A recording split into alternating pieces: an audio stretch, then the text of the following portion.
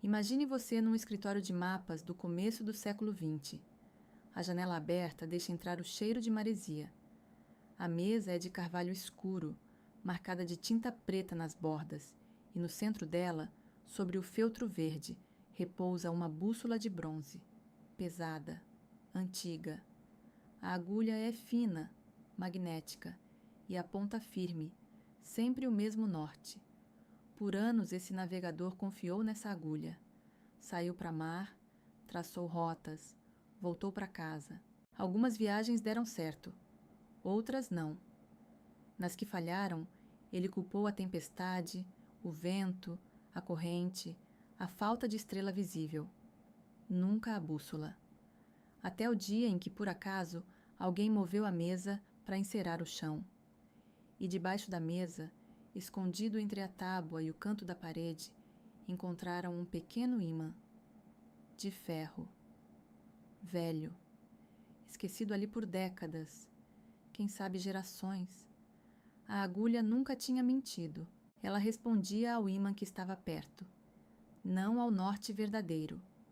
A pergunta que essa cena planta na sua cabeça é dura. Quantos anos você obedeceu um norte que era ímã? Quantas viagens da sua vida você refez achando que o problema era a tempestade, quando o problema era o ímã embaixo da mesa? Essa imagem vai voltar. Segura ela.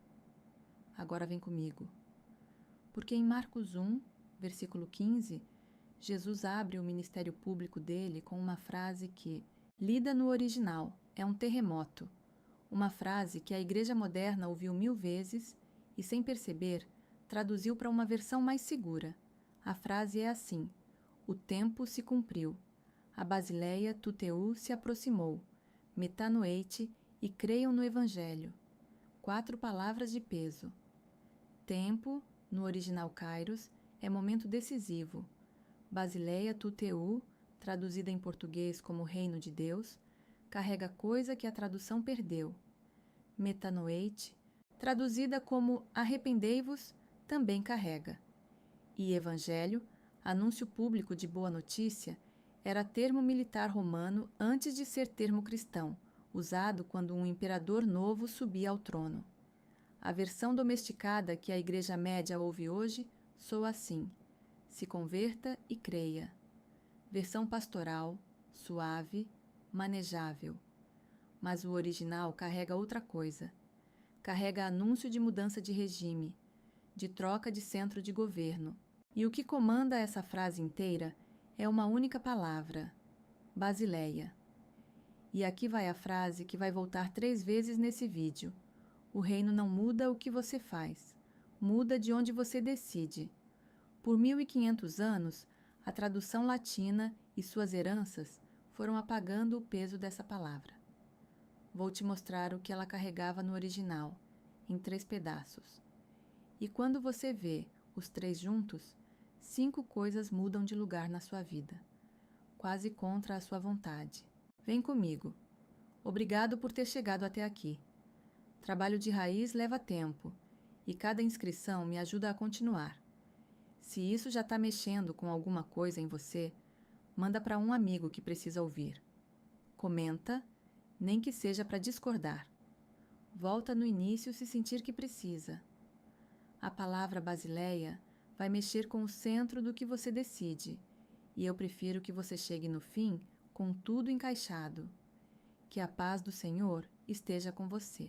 Para você sentir o peso disso, precisa entender em que terreno Jesus está falando. Galileia. Ano 28 da nossa era. Tibério reina em Roma.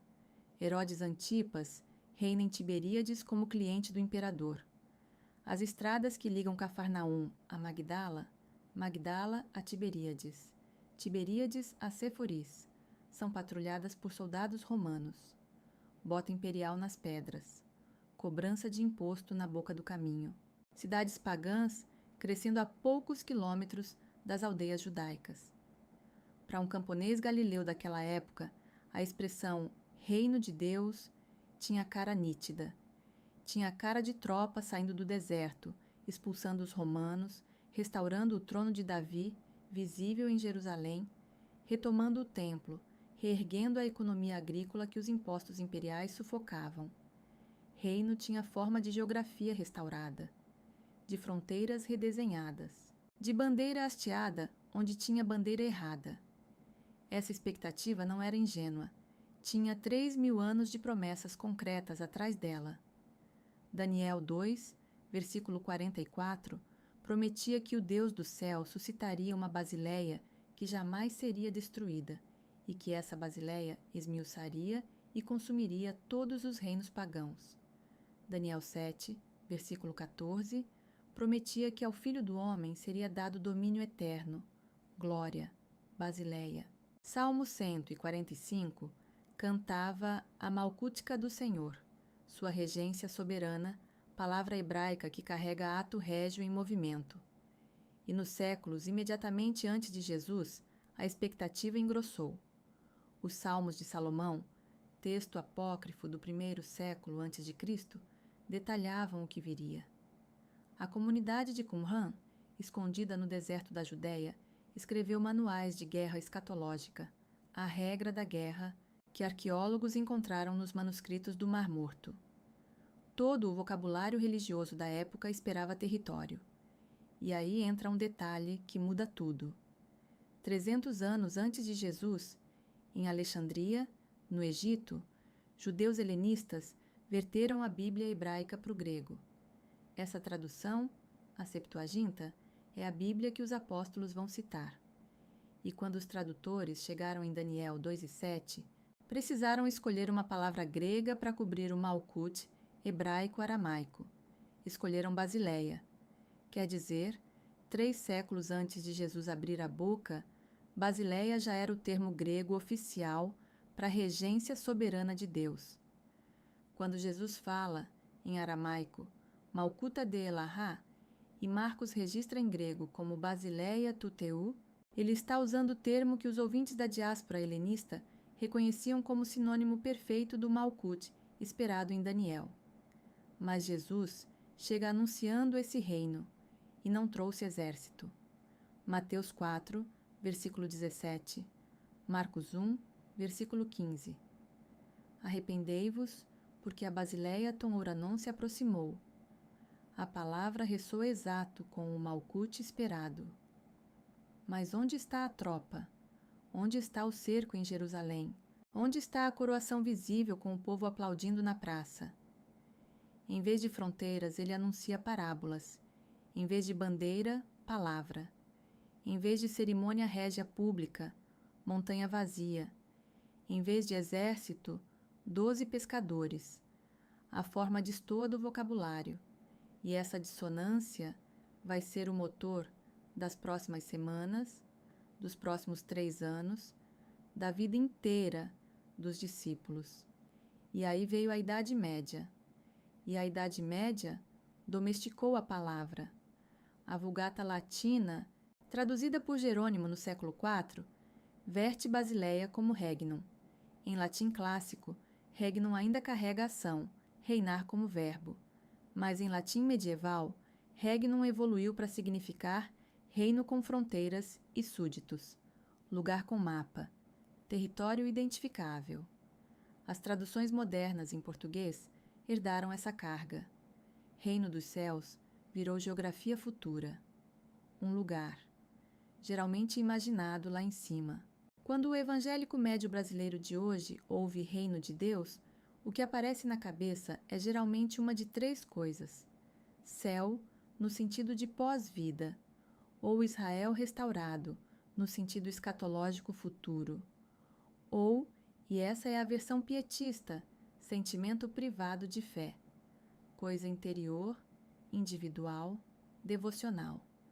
Nenhuma dessas 3 versões é o que Jesus disse, e é aqui que a história fica mais densa do que parece.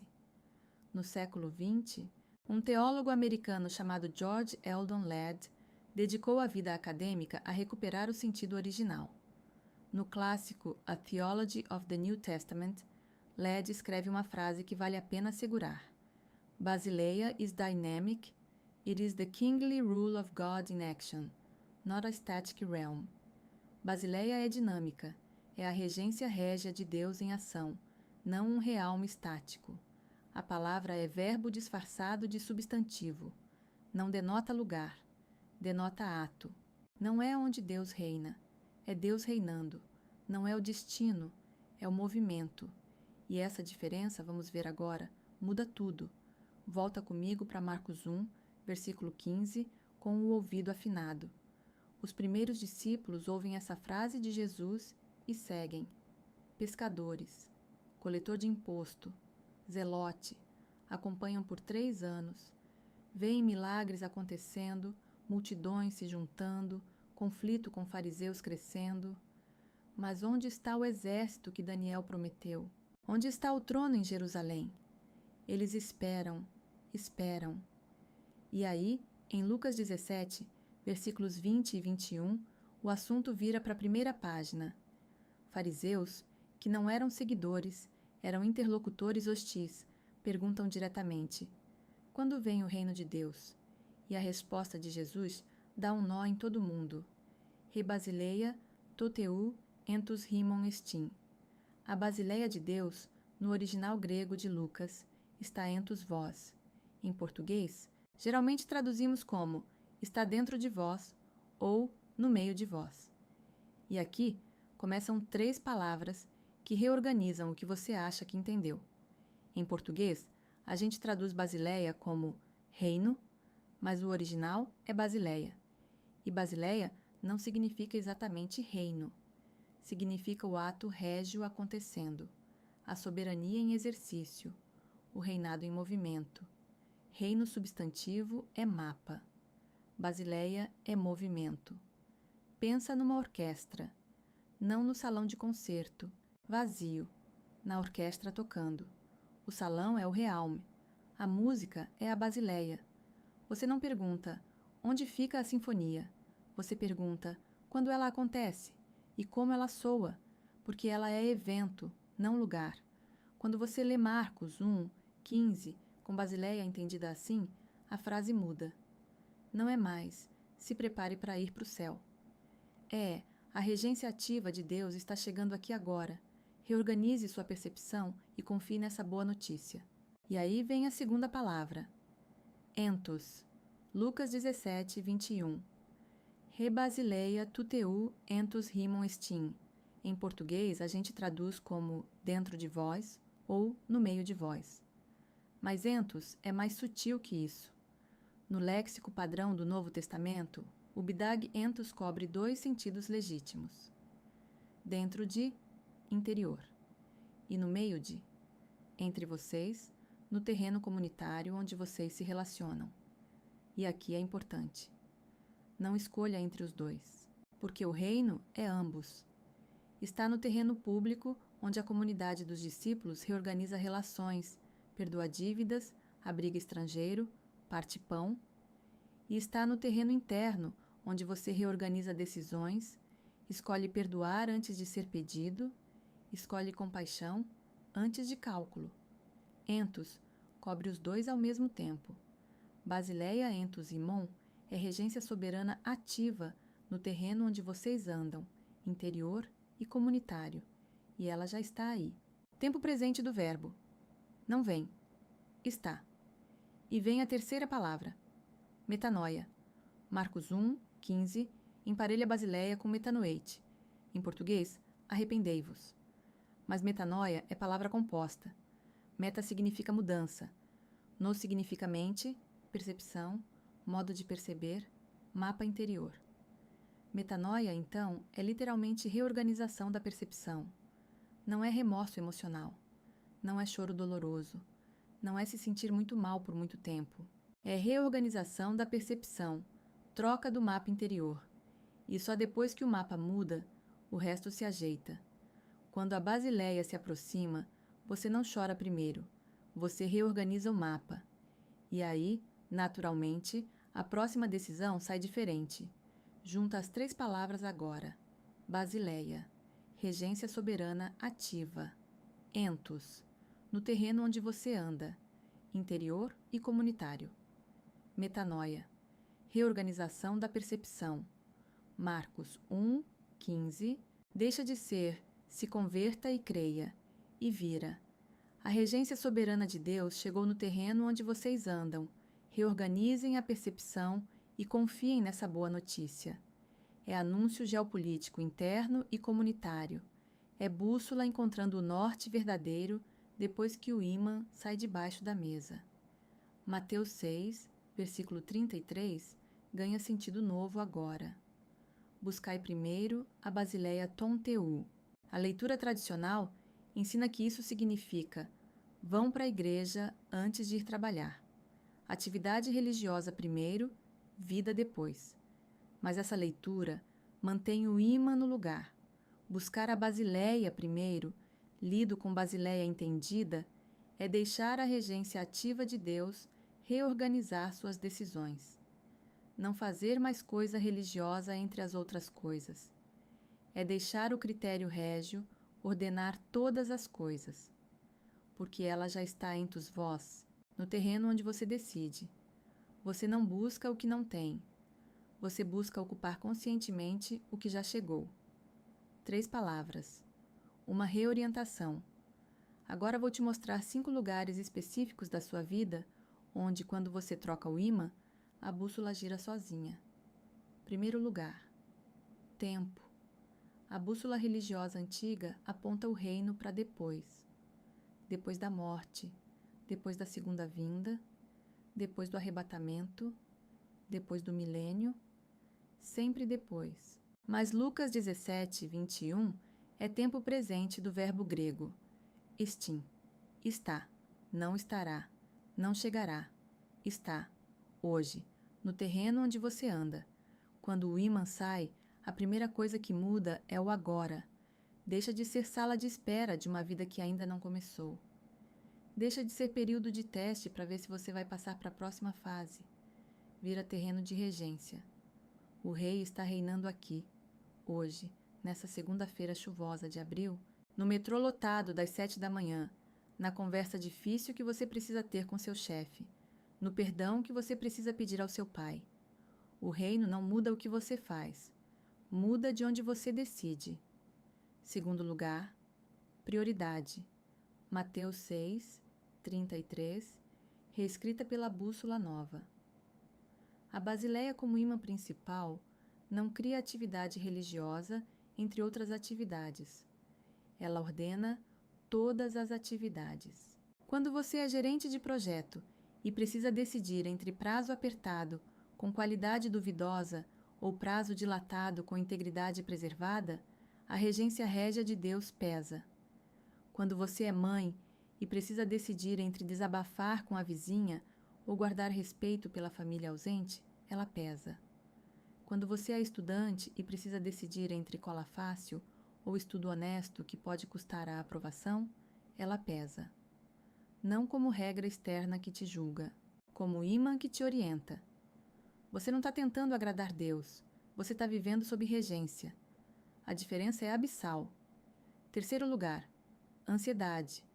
Paulo, em Romanos 14, versículo 17, define a Basileia em 3 palavras gregas, dikaiosine, eirene, chara, em pneumatiágio, justiça, paz, alegria no Espírito Santo.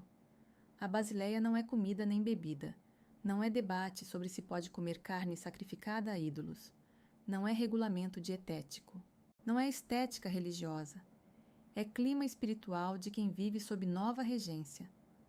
Quando o ímã sai, a ansiedade religiosa específica afrouxa. Aquela ansiedade que pergunta o tempo todo: estou agradando Deus? Estou fazendo o suficiente? Estou no centro da vontade dele?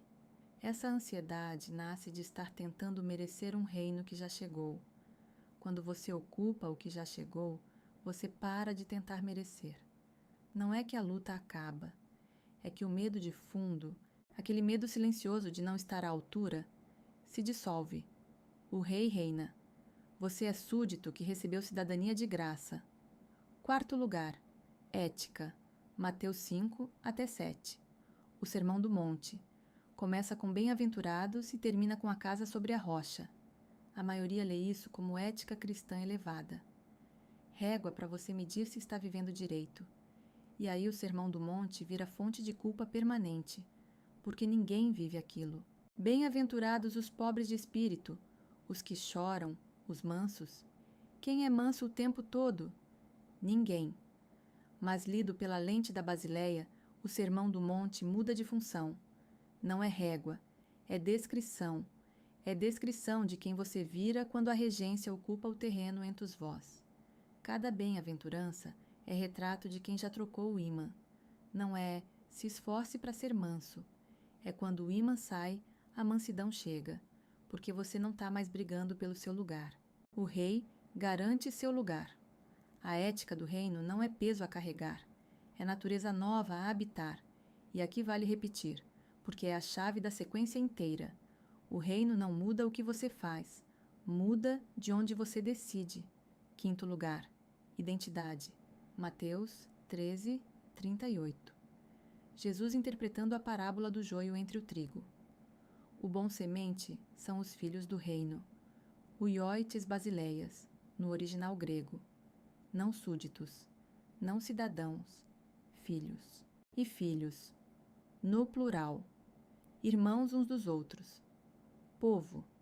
A Basileia não cria solitários iluminados. Cria um povo de bússolas alinhadas no mesmo norte. Comunidade de filhos. Igreja, no sentido fundo da palavra grega, eclesia, assembleia chamada para fora. Quando o ímã, antigo, era performance religiosa, sua identidade era servo em prova. Trabalhador noturno tentando ganhar salário pelo dia inteiro. Ansioso por avaliação. Sempre olhando se o gerente está olhando. Quando o ímã é a Basileia regente de Deus, sua identidade é filho no terreno do pai. E filho não tenta merecer a casa onde já mora. Filho habita. Filho recebe. Filho é. E filho com filho compõe família. Não congregação de estranhos competindo pelo afeto do dono da casa. 5 reorientações. E elas têm uma assinatura comum. Repara nelas juntas. Tempo, tira o ímã do depois, a regência aparece no agora.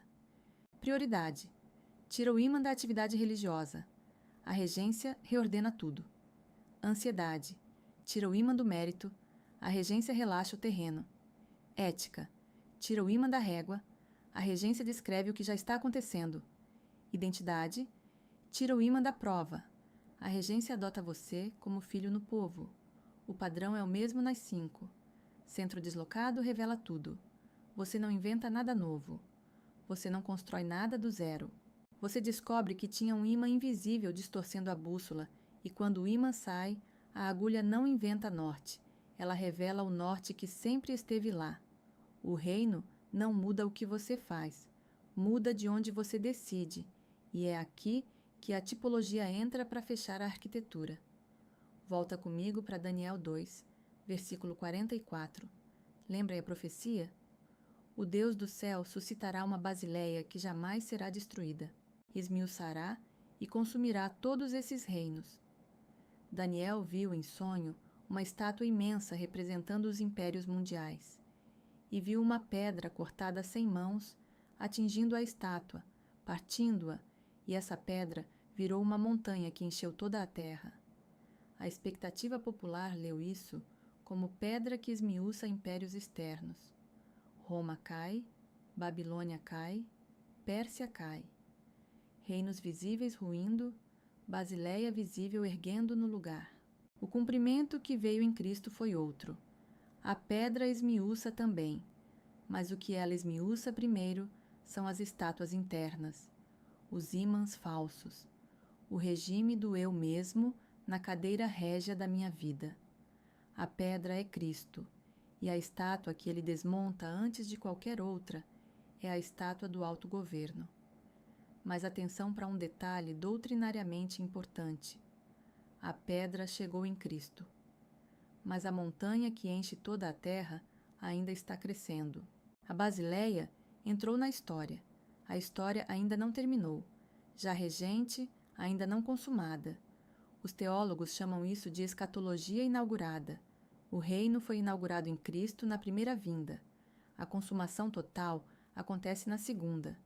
Vivemos na sobreposição. já e ainda não. E aqui Isaías 53 fecha a tipologia.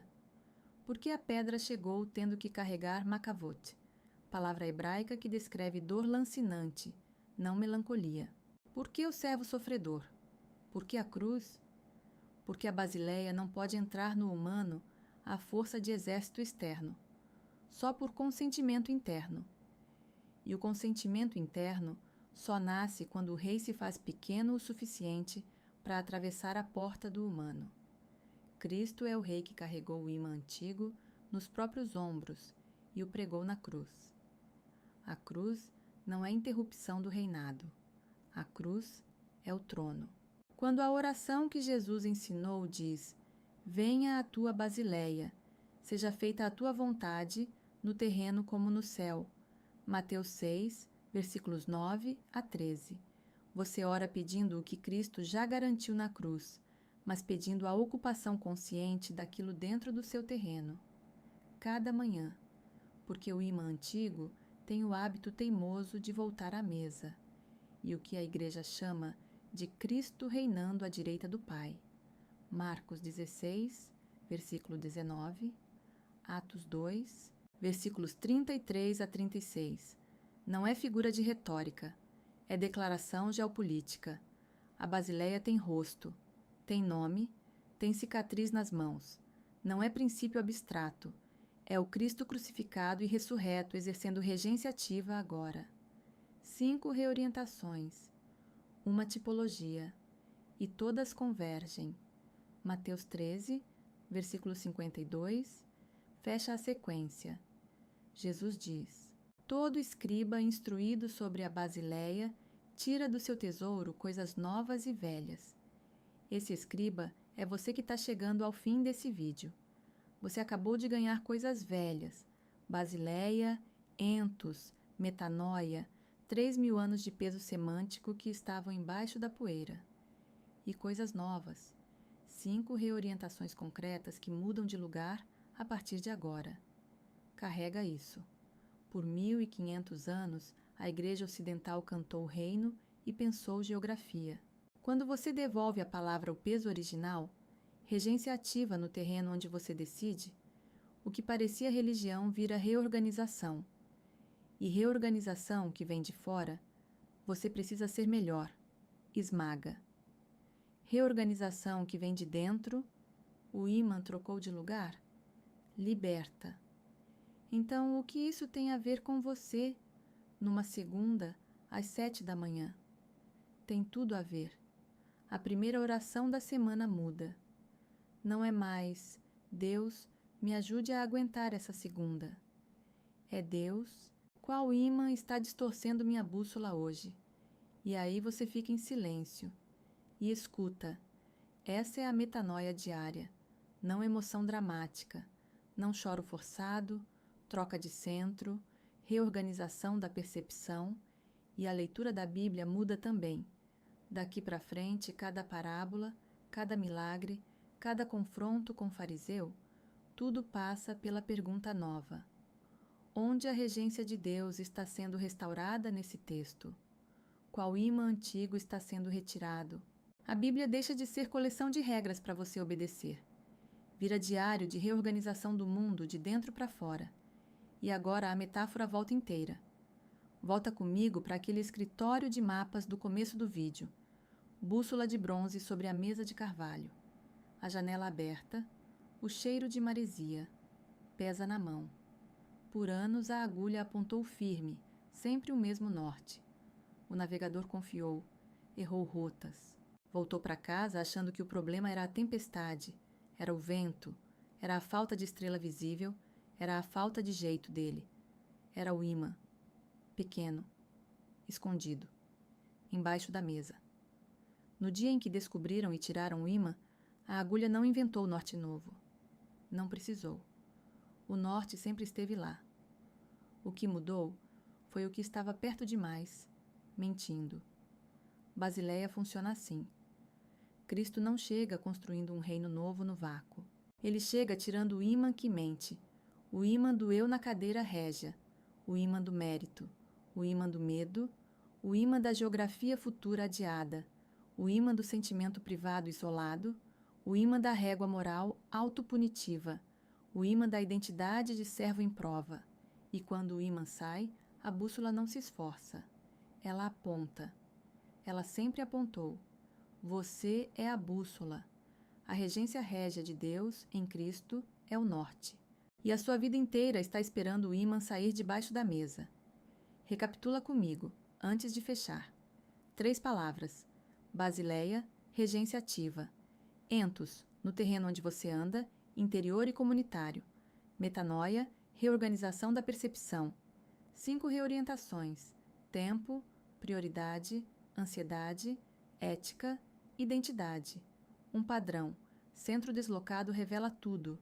E uma oração antiga ganha vida nova. Venha a tua basileia, seja feita a tua vontade. Agora você ora sabendo o que está pedindo. E o que parecia contradição, olhado de perto, é a própria forma da verdade. Se você chegou até aqui, é parte disso. Deixa um comentário com a parte que te pegou. Compartilha com alguém da sua igreja, do seu grupo, da sua casa. Se inscreve para não perder o próximo. A gente está construindo aqui um lugar para raízes, para quem cansou de superficialidade e está pronto para escutar o texto antigo, respirar de novo. Que Deus te abençoe na sua caminhada essa semana.